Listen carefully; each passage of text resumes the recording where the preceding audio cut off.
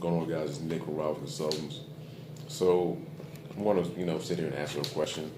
Do you need to be a trucker to obtain a gas card? And answer to that is no. You don't need to be a trucker. You just need to be in the industry to where you're driving a lot.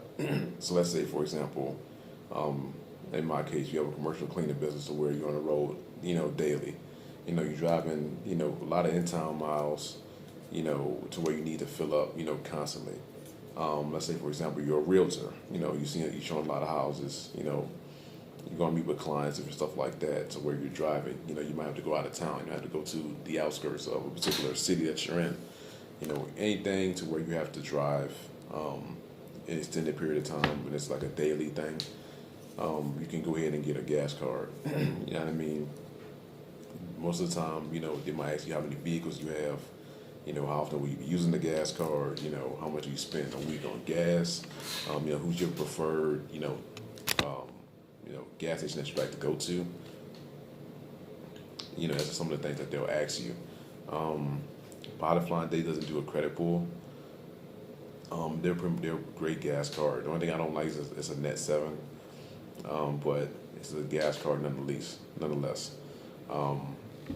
Also, you could try BP. You could try Fuelman. Those just particular cards off top that you could try out to get a gas card. Just know you got to be in the industry to where you need to be driving a lot. You can't have a boutique. The only way you can get a gas card with that is if you're actually doing like deliveries around town. Just anything that has to do with you driving a lot. It's just that simple. You want to keep in mind that someone will be net 7, someone will be net 30s.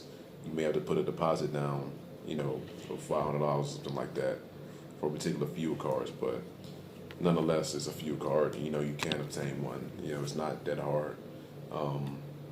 Just something to keep in mind. Whenever you move forward, you need certain things.